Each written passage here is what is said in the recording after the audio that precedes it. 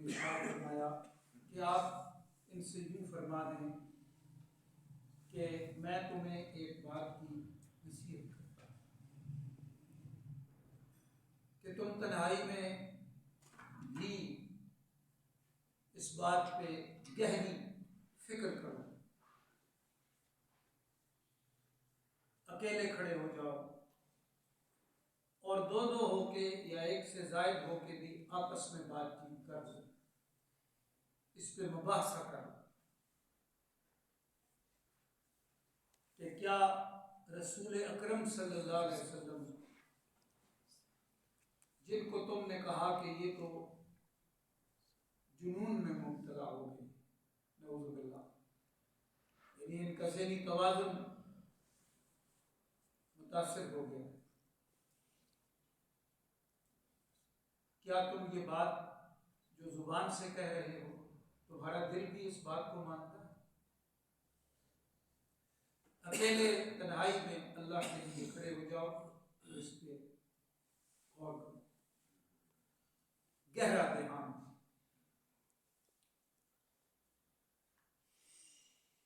और आपस में भी अगर बात करते हो तो अपने बातिन की आवाज को सुनो कि जो जुबान तुम्हारी कह रही है क्या दिल भी ये कह रहा है।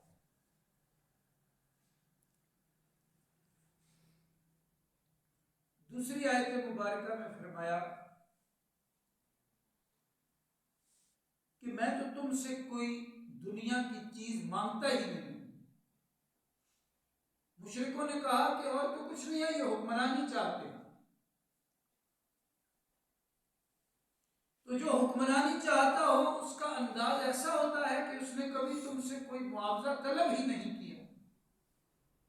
बल्कि एक और मकाम पे कुरान शरीफ में आता है कि रसूल करीम सल्लल्लाहु अलैहि वसल्लम से हक़ ताला ने फरमाया आप इनसे यूँ कहें कि अगर मुझे कोई मुआवजा देना चाहते हो तो सिरात मुस्तकीम पे आओ।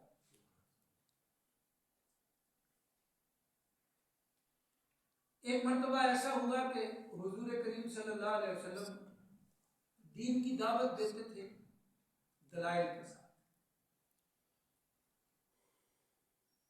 जबर तो कभी किसी पे नहीं किया। अपने दूध शरीफ भाई और सगे चचा हजरत अमीर हमजा को भी दावत देते थे। वो बात सुन लेते थे, कोई जवाब नहीं देते। एक मरतबा नबी करीम सल्लल्लाहु अलैहि वसल्लम ने अमर बिन शाम अबू जहल को दावत तौहीद दी तो उस जालिम के हाथ में कोई लोहे का आला था, उसने आपकी पेशानी पे मार दिया, जख्मी कर, खून का फवारा निकला। ये वो खून है जिसके बारे में हजरत नानवी रहमतुल्लाह अलैह ने फरमाया कि हजरत सल्लल्लाहु अलैहि वसल्लम के वजूद के खून का एक कतरा कायनात के सारे खूनों पे हावी है, इतना कीमती। तो हुजूर अलैहि सलाम खामोश हो गए, हाथ रख लिया आपने जख्म पे। तो आपके चचा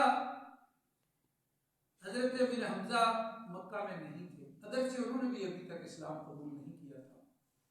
वो कहीं गए हुए थे, वापस आए तो किसी ने बताया कि तुम्हारे भतीजे को अमर बिन शाम ने इस तरह जख्मी किया।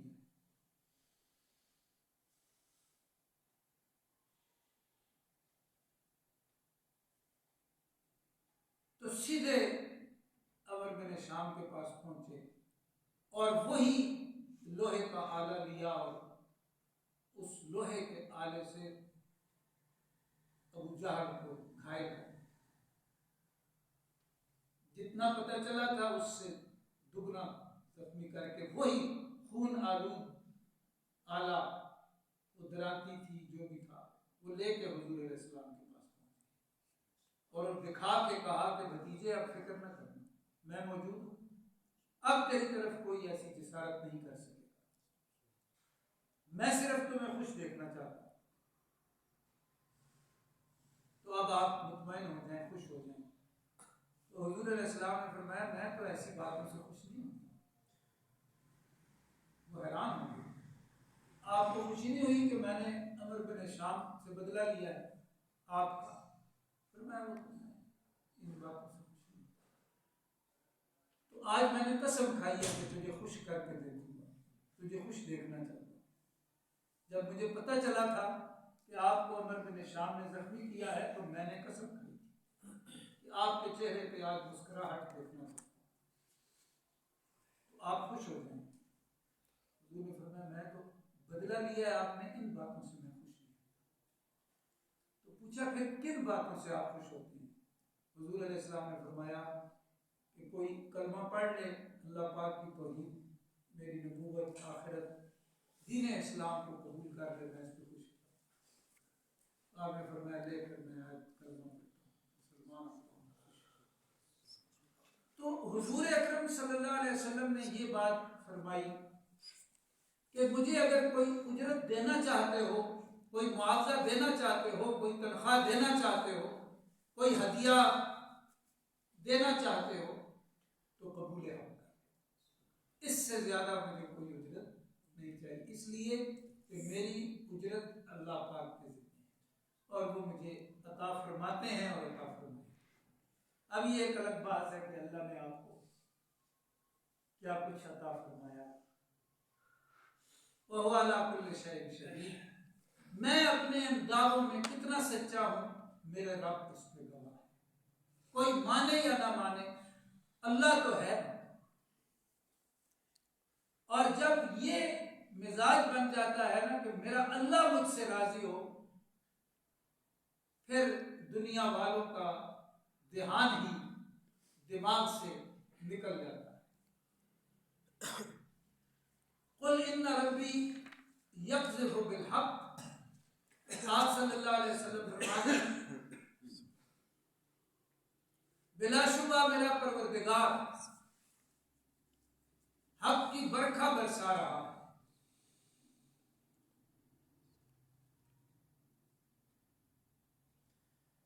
या ये कि बातिल के सर को हक की ज़रब से कुचल रहा है। अल्लाहुल वजूद, वो सब छुपी हुई बातों को पूरी तरह जानने वाला है। यानी मुखालिफत हक छोड़ दो, जो हालात की हवाएं चल पड़ी हैं वो भी बता रही हैं कि अब शिर्क जड़ से उखेड़ दिया जाएगा, और अगर अपनी दुनिया और आखिरत बचाना चाहते हो तो इससे पहले कि बातिल कुचल दिया जाए और हक को गालिब कर दिया जाए, हक को कबूल कर। ये रसूल करीम सल्लल्लाहु अलैहि वसल्लम अपने रिश्तेदारों से फरमाते, अपने शहर वालों से, आले मक्का से, कुल जाल हक। आप सल्लल्लाहु अलैहि वसल्लम फरमाते हक आया चाहता है, यानी गलबा-ए हक आने वाला है। वमा युब्दिउल बातिल वमा युईद, और जिन्हें तुम अल्लाह का शरीक ठहराते हो, ना तो उन्होंने पहली मर्तबा किसी की कोई तख्लीक की है और ना वो मौत दे के दोबारा उठा सकते हैं। ये तो खासा है अल्लाह। अल्लाह वो है जल्ल जलालुहु जिसने पहली मर्तबा इंसान को पैदा किया और फिर मौत की घाट उतार के बरज़ख में गुम करके महशर में फिर उठा लेगा। अल्लाह पाक के सिवा कोई ऐसा करने वाला नहीं है। जिन्हें तुम अल्लाह पाक का शरीक ठहरा रहे हो उनके बस की कहां ये बात। लिहाजा शिर्क छोड़ दो, अल्लाह पाक की तौहीद पे आओ। कुल इन ज़लमतु फ़इन्नमा अज़िल्लु अला नफ़्सी, मैंने अर्ज किया था ना कि कुल आता है, तो इसका एक मफ़हूम यह है कि इससे पहले एक एतराज मौजूद है, उस एतराज का जवाब दिया जा रहा है। मुशरिकों ने एतराज किया, अल्लाह पाक ने फरमाया मेरे महबूब आप कुरान पाक के लहजे में ने इस तरह जवाब दिया। तो ये सब जवाबात आ गए। और सूरत का जो हमने उन्वान दोहराया था वो ये था कि मुतरज़ीन के एतराज़ात और उनके जवाब। आप सल्लल्लाहु अलैहि वसल्लम फरमा दें तुम कहते हो कि मैं भटक गया हूं, अल्लाह, अगर ऐसा है फ़इन्नमा अज़िल्लु अला नफ़्सी, तो अगर मैं भटक गया हूं तो भटकने का वबाल मुझी पे।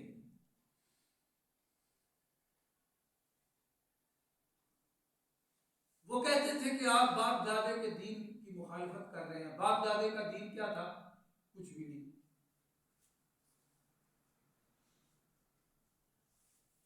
अगर उसे वो दीन कहते हैं तो वो शिर्क था। और ये तो इंसानी फहम के खिलाफ है कि अपने हाथ से एक मूर्ति बनाए, उसको सामने रख ले और फिर कहे कि ये हमें पैदा करता है। वो भाई तुमने अभी बनाया उसे अल्लाह की बनाई हुई खाक से, मिट्टी से या किसी और मटेरियल से, अपने हाथों से तराश के रख रहे हो, वो तुम्हारा माबूद कैसे हो सकता है?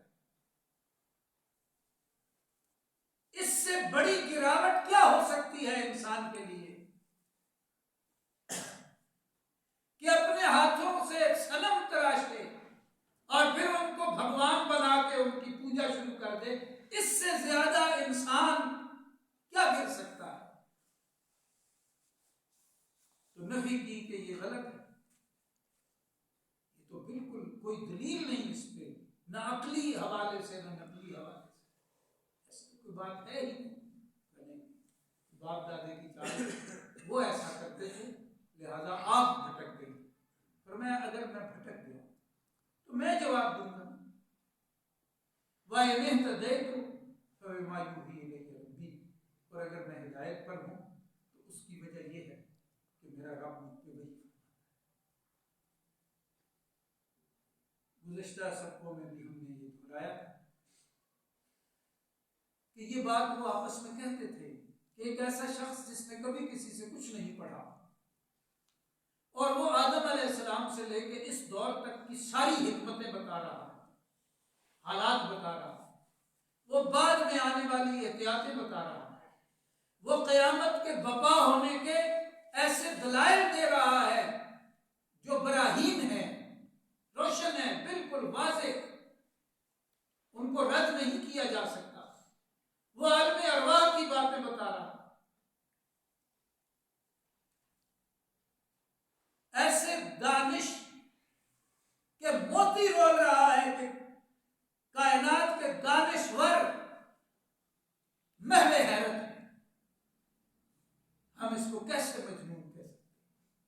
लेकिन जिद थी, कहा अब वो जो मेरे पास से तुम्हें हिदायत की रोशनी जो फूटती मिल रही है, ये मेरा जाती कमाल नहीं है, ये मेरे परवरदिगार की अता है। इन्नहु समीउन करीबुन, बेशक वो सब कुछ सुनता है, करीब तर है, इतना करीब है कि रगे जान से भी करीब। वलाउ तरा इज़ फज़िउ फला फौता व उख़िज़ू मिन मकान करीब, और काश के तू देख ले उस मंजर को कि जब ये घबराहट में मुब्तला हो जाएंगे, फिर भाग भी ना पाएंगे और बहुत नजदीक के मकाम से पकड़ाई दी जाएंगे, इन्हें उचक लिया जाएगा बहुत करीब से।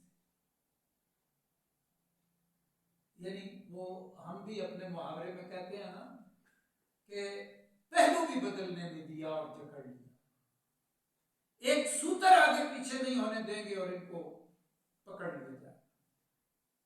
घबराहट, ये क़यामत की बात आ गई। अक्सर सूरतों का इख्तिताम होता है तो आखिरत की बात पे होता है, यहां भी देखिए ये आज जो बड़े अकड़े हुए हैं ना कि दलाइल भी कोई नहीं, हकायक भी बिल्कुल रोशन है, लेकिन मैं मानता ही नहीं, मैं मानने के लिए तैयार ही नहीं। ये आज जो इनके तने हुए सीने, अकड़ी हुई गर्दनें और बिगड़े हुए तेवर, बदली हुई निगाहें और चेहरे की पेशानी की सलवटें और तकब्बुर का सरापा बने खड़े हैं, काश कि उस वक्त इनको देख जब ये अल्लाह के सामने पेश होंगे और मारे घबराहट के बुरा हाल होगा इनका, भागना चाहेंगे भाग नहीं पाएंगे और गिरफ्त होगी बिल्कुल करीब। इधर उधर इन्हें एक उत्तर नहीं हिलने दिया जाएगा। वक़ालू आमन्ना बिही, और पुकार उठेंगे हम ईमान लाते हैं नबियों पर, रसूल करीम सल्लल्लाहु अलैहि वसल्लम पर, आपकी खत्म नबूवत पर, आपकी सारी तालीमात पर, तौहीद पर, आखिरत पर, नबूवत पर, सब पे ईमान लाते हैं। वन्ना लहुम कहाँ उनका मान लेना, अब उनके दस्तरस में कहाँ, यहाँ तो था ना, अब कहाँ, मिन मकान बईद, अब तो बहुत दूर की बात हो गई, अब इनकी पहुंच से दूर निकल चुका है ये मामला। ये कबूल हक करना था दुनिया में, वहां तो सारे कबूल करेंगे। इस आयत से ये बात समझ में आ गई कि अबू जहल एंड कंपनी सारे मुशरिक ये कहेंगे आमन्ना बिही, सिर्फ फिरौन नहीं, फिरौन मक्का भी कहेगा, लेकिन ना फिरौन का ईमान कबूल ना अबू जहल का। वक़द कफ़रू बिही मिन क़ब्ल, तो ये कहा जाएगा कि बिल यकीन तुम इससे पहले यानी दुनिया में इनकार करते थे। वयक़ज़िफ़ून बिल-ग़ैबि मिन मकानिन बईद, और अंधेरे से निशाने पर दूर से तीर फेंक, यानी तुम्हारे पास कोई दलील थी ही नहीं सिवाय इनकार और हटदर्मी के। ये जो मुहावरा बनता है ना, यक़ज़िफ़ून बिल-ग़ैबि मिन मकानिन बईद, तो उर्दू मुहावरे में कहेंगे सिर्फ हटदर्मी की बुनियाद पे दुश्मनी करते थे। इंसान को अल्लाह पाक ने समझ दी है, वो दलाइल की बुनियाद पे रद्द भी करेगा और कबूल भी करेगा। तो ये तो तुम तो हटदर्मी की बुनियाद पर इनकार करते थे। वहीला बैनहुम व बैन मा यश्तहून, जो वो चाहते हैं ना, उनके उनकी चाहतों और उनके दरमियान जुदाई पैदा कर दी जाएगी। हीला, एक पर्दा लगा दी, एक दीवार खड़ी कर दी जाएगी, हायल कर दिया जाएगा उनके और उनकी ख्वाहिशों के दरमियान। यानी वो कहेंगे हम ईमान लाते हैं, हमारा कबूल ईमान मान लिया जाएगा, ये ख्वाहिश होगी, नहीं माना जाएगा क्योंकि ये पहले से तय था। वो कहेंगे हमें माफ कर दिया जाए, नहीं होगा। माफी तो ईमान वालों के लिए, जो कुफ्र के साथ दुनिया से गया है उसके लिए माफी नहीं। वो कहेंगे हमें एक बार दुनिया में भेज दिया जाए, नहीं भेजा जाएगा, वन वे है बस, जो यहां से आके गुजर गया है अब पलट के नहीं आना। ये हमारे पास बड़ा कीमती अगर हम समझें। हमने ऐसे 54-58 में मयाने शाख सारा सोबते मुर्गे चमन कब तक, तेरे बाजू में है परवाज़ शाही में कोस्ता। जब इस अंगारे खासी में होता है यकीन पैदा, तो कर लेता है ये बालों पर रूहुल अमीन पैदा। इसकी अप्रोच इतनी ज्यादा है कि रूहुल अमीन जहां झांक नहीं सकते वहां इसका राब्ता कायम हो सकता है। लेकिन दुनिया की दलदल से निकले ना, इन दुकानों से निकले, रब से दिल जोड़े, इसका वहां तक राब्ता पहुंचता है जहां तक फरिश्तों की पहुंच नहीं।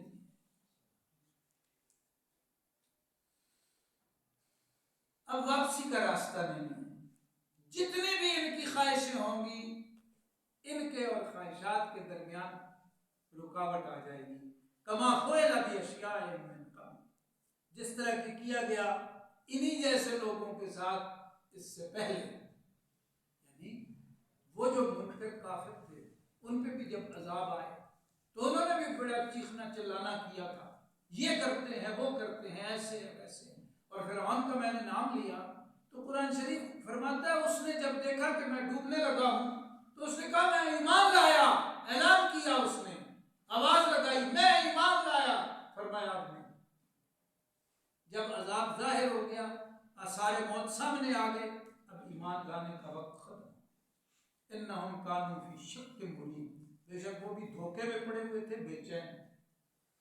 शक क्या होता है? धोखा।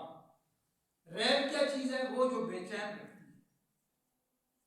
जिस बंदे के पास ईमान और यकीन की दौलत नहीं है, वो हमेशा धोखे में मुब्तला रहेगा और बेचैनी में मुब्तला रहेगा। अल्लज़ीना आमनू व तत्मइन्नु क़ुलूबुहुम बिज़िक्रिल्लाह, अला बिज़िक्रिल्लाह तत्मइन्नुल अल्लज़ीना आमनू, साथ ही ईमान तूबा लहुम व हुस्नु मआब। ये ईमान ऐसी चीज है जो अंदर का इत्मीनान लाती है। फिर अमाल सालिहा ऐसी दौलत है जो बेचैनी को खत्म कर दे। एक सुन्नत पे अमल करके देखो, बेचैनी कम हो जाए। ये हमने अपने लिए खुद तराशे हुए हैं बेकरारियों के बुत, बेचैनियों की मूर्तें। आज भी इस तरफ आ जाएं, वो करार दुनिया की चीजों में कहाँ है जो अल्लाह पाक से मोहब्बत में, जो नबी अलैहिस्सलाम की इताअत है। तो वो लोग जो थे वो भी धोखे में बेचैन थे, ये भी धोखे में हैं और बेचैन हैं। और जो भी इनकी रविश चलेंगे वो धोखे में रहेंगे, शक में रहेंगे और बेकरार और बेचैन रहेंगे। अल्लाह के फजल और करम से हमने सूरह सबा आज मुकम्मल की है।